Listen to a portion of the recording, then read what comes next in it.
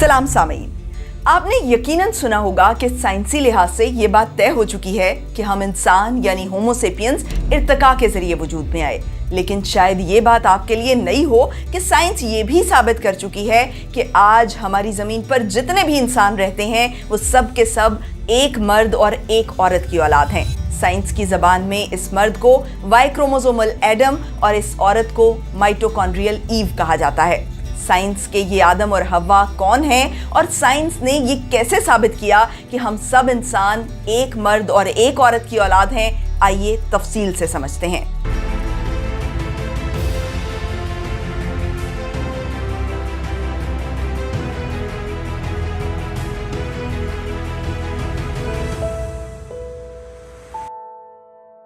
जमीन पर जिंदगी का आगाज करीबन 4 अरब साल पहले हुआ। अगले 3.5 अरब साल तक जिंदगी की शक्ल बहुत सादा थी और वो भी ज्यादातर पानियों तक महदूद थी। जिंदगी की जो रौनकें आज हम खुश्की पर देखते हैं मुख्तलिफ जानवरों और पौधों की शक्ल में, ये मेला आज से सिर्फ 50 करोड़ साल पहले ही शुरू हुआ था। 40 करोड़ साल पहले दरख्त जाहिर होने लगे। 25 करोड़ साल पहले डायनासोर्स वजूद में आए। 65 लाख साल पहले डायनासोर्स खत्म हुए, जिसके बाद जमीन पर मैमल्स और फूलदार पौधों ने उरूज हासिल किया। और 25 लाख साल पहले अफ्रीका में बंदर नुमा हैवानों के इर्तिका से इंसान नुमा मखलूकात जाहिर होने लगीं। इन इंसानों की बहुत सी अनवा दरियाफ्त हो चुकी हैं, जैसे मिसाल के तौर पर होमो हेबिलस, होमो इरेक्टस और निएंडरथल्स वगैरह। और बिल आखिर आज से कुछ 2.5 लाख साल पहले होमो सेपियंस यानी हम इंसानों का ज़हूर हुआ। इंसानों की जो पुरानी स्पीशीज थी उनके बारे में तो हमें ये बात कंफर्म है कि गोरीले और चिंपैंजी की तरह उनका आगाज भी अफ्रीका में हुआ। लेकिन होमो सेपियंस सबसे पहले कहाँ जाहिर हुए, इस बात को लेके साइंसदानों में इख्तलाफ था, क्योंकि सेपियंस के वजूद में आने से बहुत पहले ही इंसानों की दूसरी स्पीशीज अफ्रीका से निकलकर जमीन के मुख्तलिफ हिस्सों में फैल गई थी।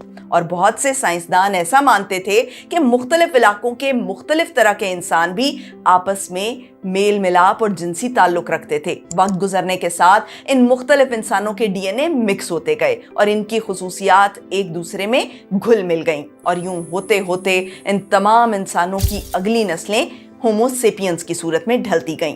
इंसानी इर्तिका की इस थ्योरी को मल्टी रीजनल मॉडल कहा जाता है, जिसका मतलब ये है कि होमो सेपियंस एक वक्त और एक जगह पर नहीं बल्कि रफ्ता रफ्ता मुख्तलिफ कॉन्टिनेंट्स पर मुख्तलिफ वक्तों में वजूद में आए। इस बात की तायीद के लिए इंसानों में नस्लों के वाज़ेह फर्क को बतौर दलील इस्तेमाल किया जाता था। मशहूर फलसफी वोल्टेयर अपनी किताब मेटाफिजिक्स में लिखता है कि गोरे, काले और जर्द इंसान एक ही इंसान के डिसेंडेंट्स नहीं हैं। नजरिया इर्तिका के शरीक बानी एल्फ्रेड वॉलिस का भी यही मानना था कि इंसानों की मुख्तलिफ रेसेस अलग अलग इवॉल्व हुई थी। ताहम गुज़श्ता 30 साल में जेनेटिक्स के सब्जेक्ट में होने वाली रिसर्च ने मल्टी रीजनल मॉडल को गलत साबित कर दिया है। आज के एवोल्यूशनिस्ट जानते हैं कि बनी नौ इंसान का आगाज एक ही वक्त और एक ही जगह पर हुआ था, जो कि बर्रे-आज़म अफ्रीका में वाक़ थी। एक तवील अरसे तक इंसान अफ्रीका में ही मुकीम रहे। फिर आहिस्ता आहिस्ता इंसानों के छोटे छोटे ग्रुप्स ने अफ्रीका से माइग्रेट करके बाकी दुनिया को आबाद किया। इंसानी तख्लीक के इस मॉडल को आउट ऑफ अफ्रीका मॉडल कहते हैं। इस मॉडल का सबसे बड़ा एविडेंस ये है कि दुनिया भर में इंसानों की सबसे ज्यादा जेनेटिक वैरायटी हमें अफ्रीका में मिलती है, और जैसे जैसे हम अफ्रीका से बाहर की तरफ मूव करते हैं ये वैरायटी कम होती जाती है। मिसाल के तौर पर दुनिया के सबसे लंबे कद के इंसान अफ्रीका के वातुसी ट्राइब से ताल्लुक रखते हैं, और सबसे छोटे कद के इंसान यानी पिग्मीज भी अफ्रीका के हैं। इसी तरह इंसानी हड्डियों, बालों और जिस्मानी आज़ा की सबसे ज्यादा वेरिएशंस हमें अफ्रीका में मिलती हैं। इंसानों के नस्बी गिरोह यानी हैप्लोग्रुप्स की भी सबसे ज्यादा वैरायटीज अफ्रीका में पाई जाती हैं। जिस तरह एक शहर में मोबाइल फोन्स की सबसे ज्यादा वैरायटी वहां की मार्केट में होती है, यानी वो जगह जहां से मोबाइल फोन्स शहर भर में सप्लाई होते हैं, बिल्कुल इसी तरह इंसानों की सबसे ज्यादा जेनेटिक वैरायटी हमें अफ्रीकन पॉपुलेशन में मिलती है, जिससे साबित होता है कि बनी नौ इंसान की शुरुआत अफ्रीका में हुई थी और गैर अफ्रीकी लोग दरअसल उन थोड़े से अफराद की औलाद हैं जो अफ्रीका से बाहर निकले थे, और वो अपने साथ इंसानी जीन्स के बड़े जखीरे का सिर्फ एक छोटा सा हिस्सा लेकर गए थे। इस जखीरे के बेशतर जीन्स आज भी अफ्रीका में ही मौजूद हैं, जिससे ये बात साबित होती है कि होमो सेपियंस का आगाज बहुत सी जगहों पर नहीं बल्कि एक जगह पर हुआ था। इंसान की एंसेस्ट्री यानी आबाओ अजदाद के इल्म को जीनियोलॉजी कहा जाता है। जीनियोलॉजी का अहम तरीन एविडेंस डीएनए से आता है। डीएनए के स्ट्रक्चर में फर्क की बुनियाद पर इंसानों को मुख्तलिफ नस्लों में तकसीम किया जाता है, जिन्हें हैप्लोग्रुप्स कहते हैं। हैप्लोग्रुप्स को समझने के लिए सबसे पहले ये जानना जरूरी है कि डीएनए असल में है क्या और ये कैसे काम करता है। इंसान का जिस्म 37,000 अरब सेल्स से मिलकर बनता है। सेल्स के सेंटर में एक स्ट्रक्चर होता है जिसे न्यूक्लियस कहते हैं, और इस न्यूक्लियस में एक बहुत जबरदस्त मॉलिक्यूल पाया जाता है जिसे डीएनए कहा जाता है।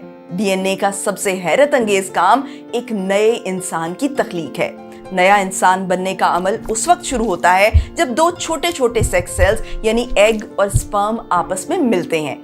एग और स्पर्म में आम सेल्स की निस्बत डीएनए की मिकदार आधी होती है, लेकिन इनके मिलते ही इंसान का डीएनए मुकम्मल हो जाता है और इस मिलाप के बाद ये जादुई मॉलिक्यूल अपना काम शुरू कर देता है।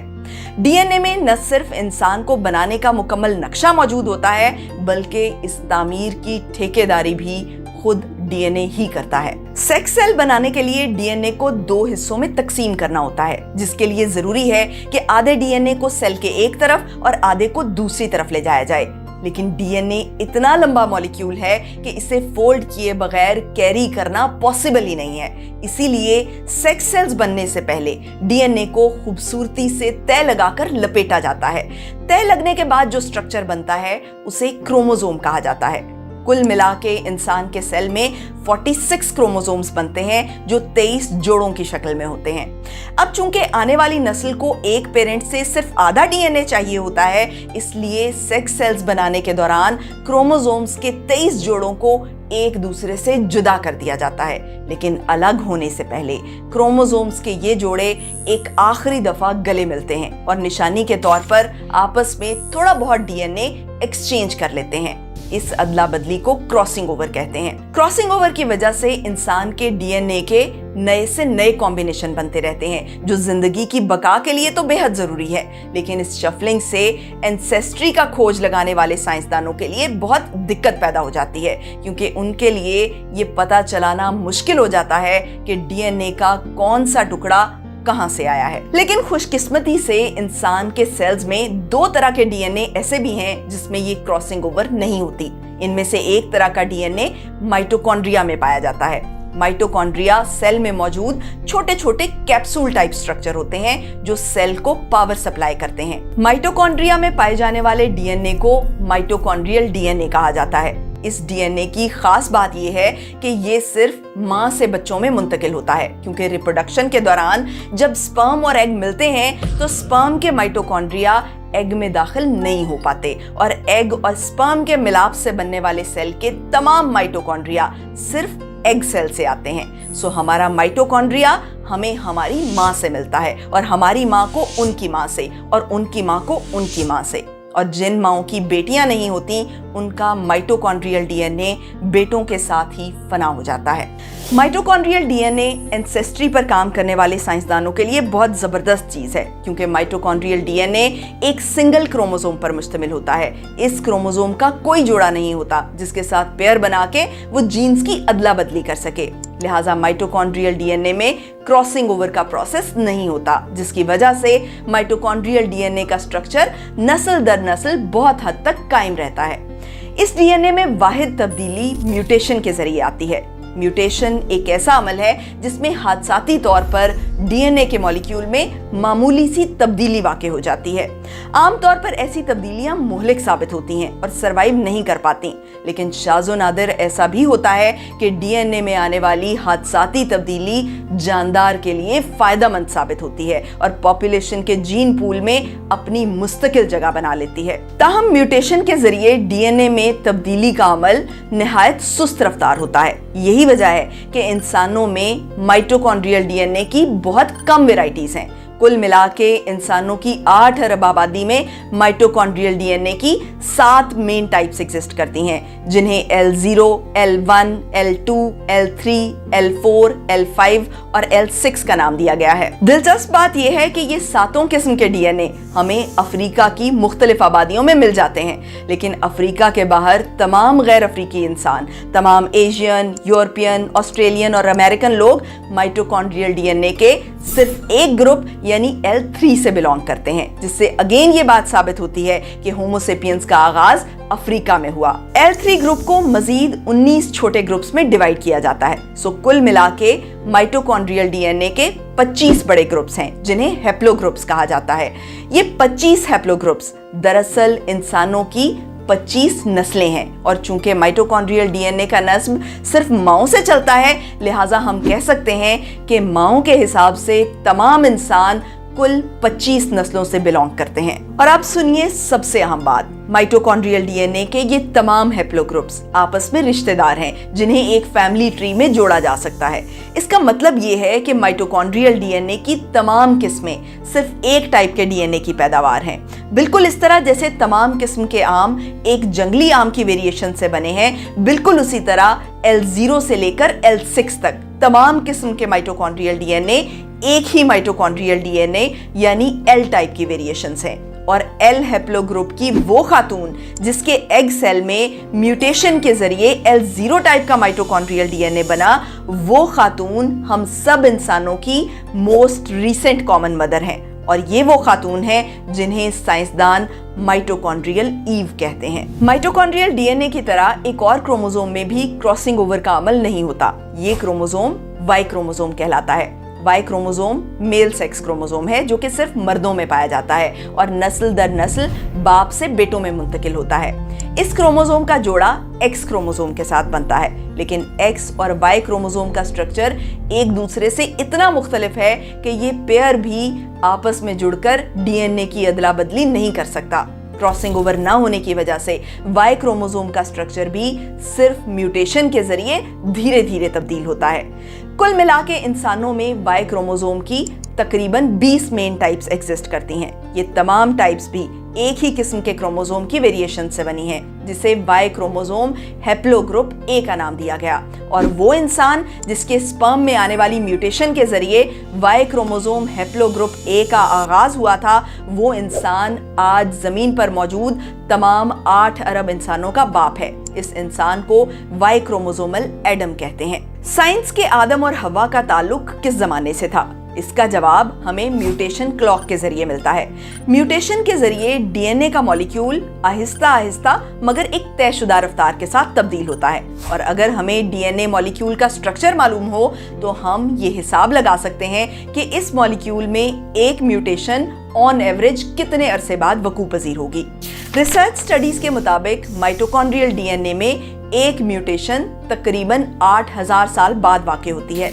इस इंफॉर्मेशन की मदद से हम बासानी ये कैलकुलेट कर सकते हैं कि माइटोकॉन्ड्रियल डीएनए और Y क्रोमोसोम के शजरे नस्ब में कौन सी लड़ी किस जमाने में शुरू हुई। और अगर अब तक होने वाली तमाम म्यूटेशंस के दौरानिए को एडअप किया जाए तो पता चलता है कि माइटोकॉन्ड्रियल ईव का प्रोबेबल जमाना आज से 2 लाख साल पहले का है और Y क्रोमोसोमल एडम का जमाना आज से 1.5 लाख साल पहले का है। बिल्कुल इसी तरीके से हम ये भी हिसाब लगा सकते हैं कि माइटोकॉन्ड्रियल डीएनए की तमाम 25 नस्लों की 25 माएं और Y क्रोमोसोम के तमाम 20 नस्लों के बाप किस वक्त में जिंदा थे। साथ ही साथ साइंसदानों ने जमीन की खुदाई के दौरान मिलने वाले कदीम इंसानी ढांचों से डीएनए एक्सट्रैक्ट करके ये पता चलाया कि हजारों साल पहले किस इलाके में कौन सा हैप्लोग्रुप रहता था। दूसरी तरफ आर्कियोलॉजिकल एविडेंस हमें ये बताता है कि पुराने वक्तों में किस इलाके में कौन कौन सी तहजीबें एग्जिस्ट करती थीं। इस तमाम इंफॉर्मेशन को एक दूसरे से जोड़कर और क्रॉस चेकिंग करके हमारे पास एक मुकम्मल नक्शा आ जाता है कि इंसान की मुख्तलिफ नस्लों का आगाज कब और कहाँ हुआ और किस इलाके के लोग कब और कहाँ से हिजरत करके किस जगह आबाद हुए। जीनियोलॉजी के सब्जेक्ट में होने वाली इस हैरत अंगेज रिसर्च के नतीजे में आज का इंसान सिर्फ एक डीएनए टेस्ट के जरिए ये जान सकता है कि उसके आबाओ अजदाद का ताल्लुक किस दौर और किस कौम से था।